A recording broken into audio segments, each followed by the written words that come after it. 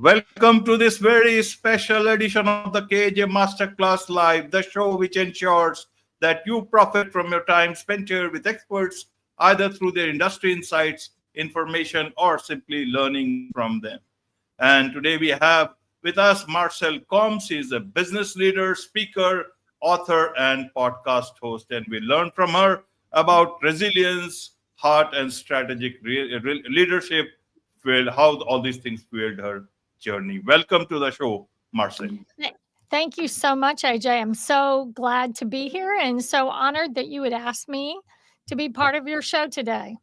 You are welcome. Welcome to the show, Marcylle. Welcome to India in this online form.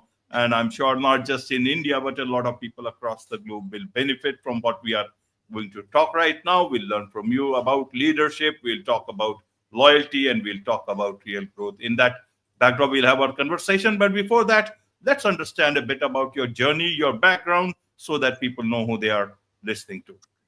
Well, I've owned my own business for 30 years. And I come from a clinical background. So I'm a registered nurse, never really had any business classes, but had the opportunity to buy my first business. And somehow you learn very quickly when you have to. You have to make payroll and you have profit and loss statements and banks that want you to do that. Most of my time in those 30 years were spent in healthcare, providing care at home for mainly elderly patients in the United States. We have programs that are government programs that independents can access and be paid from to provide care.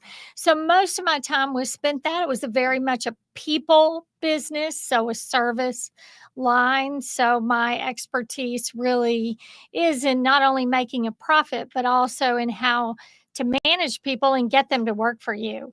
It's been a great journey, and I wrote a book kind of contrary to what most people have to say. And it's never hire your friends, but it's marked out never. So it means always hire your friends as you do a business, which is a little controversial, but it worked well for me for many, many years. And in my current businesses of consulting and speaking, and I have some real estate also, it continues to be a good formula. Absolutely. Absolutely. We'll come to your friendship management formula also. We'll come to that. But before that, I want to understand, what was the biggest skill that you have coming from you yourself called tough childhood to, leading a 1,200 employee enterprise? Means what is it that you had? What is it that you discovered in yourself? And how did you come from that point to this point? Any problem in life and people squander their life. You made a big thing out of your life. Well, I'm a person of faith, so I give God the glory and lots of that, and just what I did. I think one of my biggest challenges really was, getting a bank for a young female who didn't have a business background. I did go on to get my master's degree, and I did a lot of book learning from reading, and I had some great mentors along the way. But to sit in front of a vice president of a bank and try to convince him to give you $1 million line of credit, that was a real challenge. Even after I had been in business and sold a business and came back, I had to go to 9 different banks before I got someone, even with a proven history, to give me another line of credit. So I would say from a business challenge, that was probably my largest business challenge. Was one to get financing where I was told many times, Marcylle, if you had been a man, you would have gotten this much easier. And I have a wonderful husband, but he is military, and his mind is about as far from banking and business as you can get, and he likes it that way. So that was, a huge challenge. I think other challenges were just how do you manage people. And how do you hire them? How do you hold them accountable?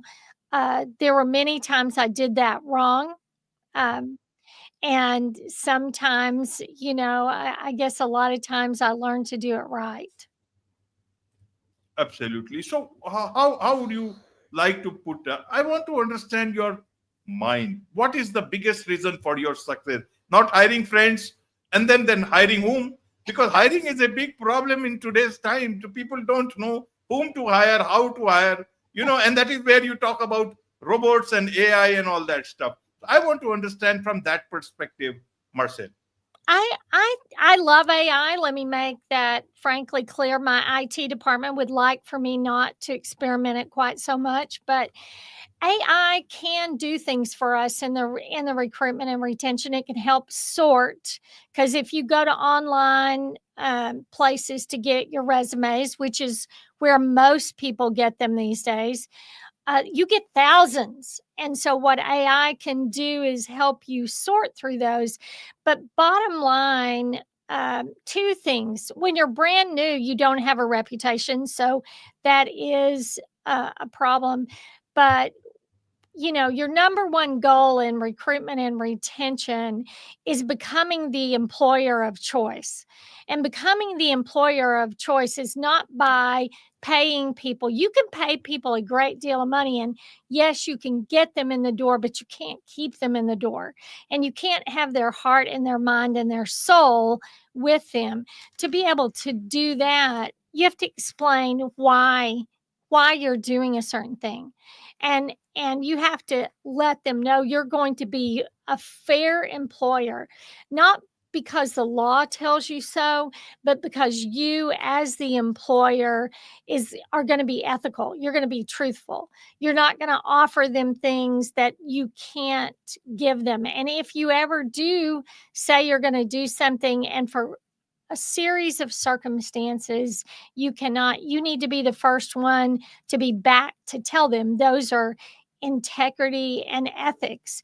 And you have to be the same person every day. Sure, you can have a bad day, but if you're a grumpy individual, people will work for you. If you have a good heart, they'll work for someone, but they won't work for someone who is screaming and yelling one day and who is the nicest person in the world the next day. They have to be the same consistent person day by day.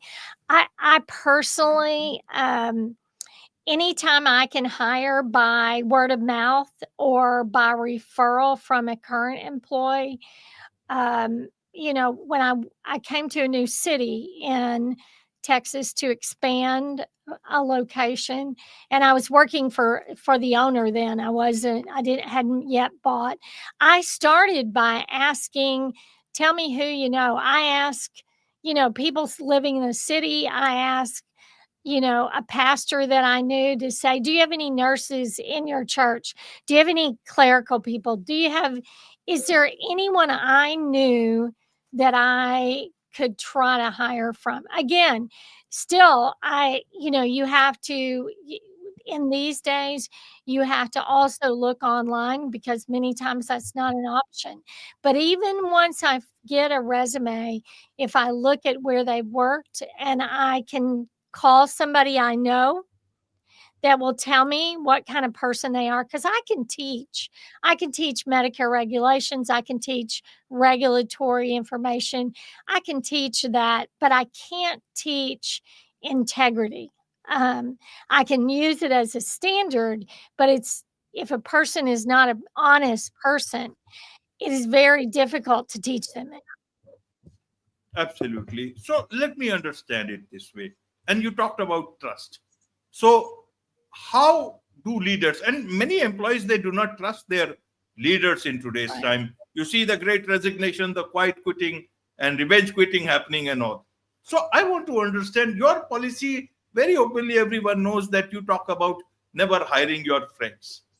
Then the employee may think Marcylle does not trust her own friends. Will she ever trust us, whom she doesn't have any connection with? How do Well, you bring trust there? My book is really about always hiring your friends. So even though it says never, it's marked out. So I would always hire my friends if I could, and that is trust given. Um, you'll have a little bit of a trust if you have somebody who knows someone and they say this is a trustworthy person. I also, if you were sitting in front of me, I would tell you my first number one, I'm going to give you a gift and I'm going to trust you. I'm also going to train you, so I'm not going to leave you on your own, and I'm going to correct what you might not know. But my number one goal is to, if you say you're going, in my case, if you say you're going to see a patient, I'm going to believe you're going to see the patient unless you prove me wrong. And once you prove me wrong, then I'm going to watch you. And once I watch you, that's a step for me. And I would tell people this in first interview. Once I'm watching you, it's not a good situation because I don't want to have to watch you. I want you to do some integrity things. And if you don't know something, I want you to ask someone to come back. Now, trust is built over a period of time, but I'm trusting them. I'm giving them a paycheck, and I'm trusting they're going to do their job. And I'm going to be, someone said, Marcylle, you can never be a serial killer because you do the same thing over and over. And this is true. I mean, I am very creative, but you can pretty much count on the fact that if I tell you I'm going to do something, I'm either going to do it or I'm going to tell you why I can't meet the deadline. You're not just, or I'm going to say, if I if I don't answer your email in 24 hours, that means it got lost in my emails. And please, I'm giving you the permission to contact me back again because I travel a lot and I work a lot and I speak a lot and I can't always get to the emails. And sometimes they get pushed down in that box and I can't find them. But my trustworthy thing is to give you permission to come back to me. Absolutely. So, talking of integrity, whether friends or no friends, unknown people that you hire, how Right. do I ensure about the integrity part? Some people are very smart. They will never let you understand who they are. You see the situation in the industry. It's a Right. problem even with leaders. Integrity Right. is a big problem with leaders. So, I want to understand how do I know about integrity in someone very quickly in an employee? Do you know, I really, of course, in most of my businesses, unlike what happened in COVID, most of my businesses, the employees were always remote. And so there had to be a level of trust. Um, I will say, during that training period, we are going to train you a lot. So we're going to say, okay, go and do these tasks, and then we're going to follow up and assure that you did those tasks. And then once we've double checked, what do they say about children? Children do what you inspect instead of what you expect. So we would call and follow up and say, okay, were these, in my case, these patients satisfied? Well, if the patient says I never saw them from the first day and they really are alert, then you have a problem. Then you have other ways of following up. But I think that if you give a person a task and at the month end you sit down with them, you go through the tasks that they did and didn't do. Again, could they cheat for all of that? Sure. But I have to have checks and balances. And I've never had a person over a period of time, as long as we were following up, that we couldn't establish a pattern of either them cheating or them not. Um, and and in my business, there was no room for cheating. It was one and done. If you stole something, if you took something, if you did something wrong, it was immediate termination, no matter how hard the circumstances. Now that's different than, oh gosh, somehow my schedule got messed up. There was, if there are reasons, that's different. But if it's just flat a problem of integrity, then they have to go, and they have to go immediately. There was no given that in my book, and they knew that. I mean, they knew that. If they We also have leadership meetings, have company meetings. It's told over and over and over, here is our standard. When you're in the community, you're representing me. And so therefore you have this standard of behavior. Absolutely, Marcel. So let's understand it now better through your book. Never hire your friends, never is cut off, so hire your friends. Always. It's Now, really always hiring your friends. absolutely. So I hire all my friends. Then who does the work? Me or my friends? How do I? And second thing is, other employees are also watching that he has got all the friends around. Will they think second class citizens of the company?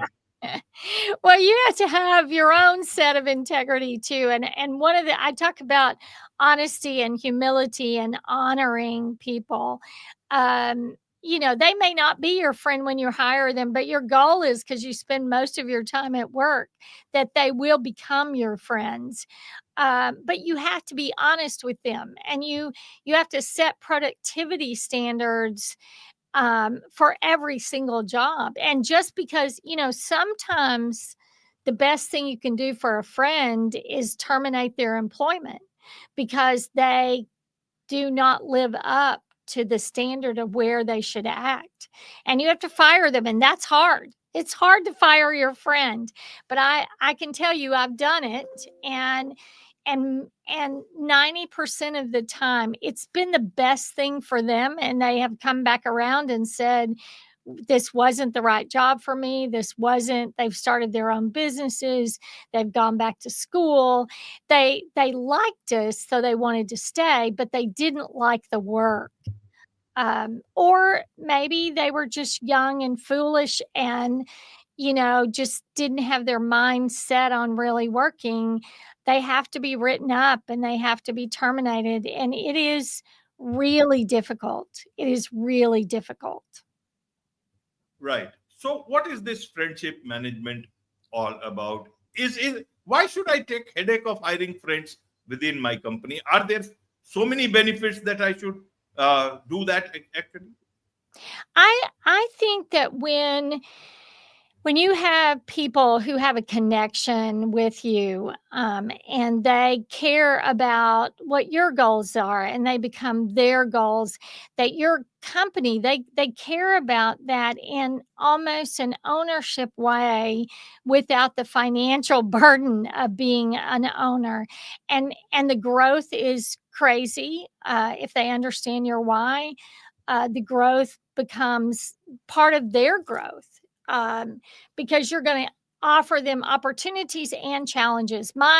My goal, and I think you can do this with friendship management, is that I'll be the best place you ever worked, but I'll be the hardest place you ever worked.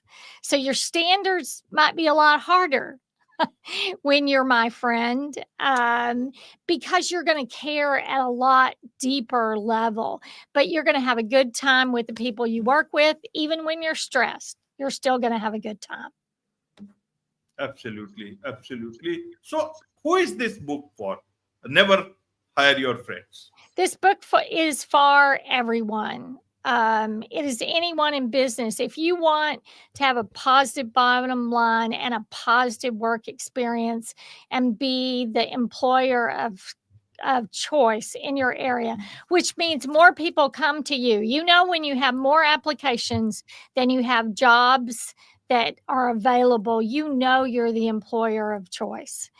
And it is hard work to get there. But this book will help you get there. Absolutely. And now, my last question to you, Marcel, is that hire your friends or hire chatbots and robots? Which is a better choice? I would say both. Because there's always going to have to be, at least I think in my lifetime, over the next, 20 or 30 years, there's always going to have to be someone who knows how to run the bot or program the bot or double check the bot. Because, if you're on chat or you're on Copilot, or you're on one of the many programs out there, none of which I have, a financial interest in, which I wish I did. But they don't always have the right information, and they don't always express your heart and mind. And that heart and mind is what you have to have to run those bots.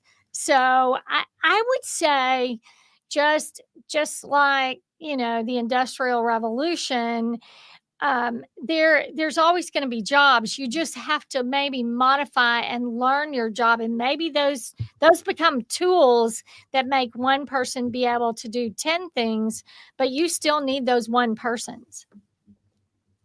Absolutely. There's much to learn from you about leadership, about loyalty, about friendship management, and about real growth. And I'm sure a lot of people would want to connect with you, want to learn more about all these things from you and also from your book. What is the best way for them to do so, Marcylle? The best way to do that is to come to our website, marcyllecombs.com. So if you get I know it's on your broadcast how to spell my name. So if you can spell my name, you can get to my website. You can pick up my book on Amazon, and just write in "Never Hire Your Friends" book, and it'll pop right on up. So either one of those places is the best way. Or I have a podcast particularly focused on women called 50% with Marcylle Combs, and that's on any of the podcast stations. Wonderful. With this, Okay. it's a wrap. It's a wrap on this very special edition of the KJ Masterclass Live. Thank you so much indeed for Okay. joining. Thank you so much for having me. It's an honor.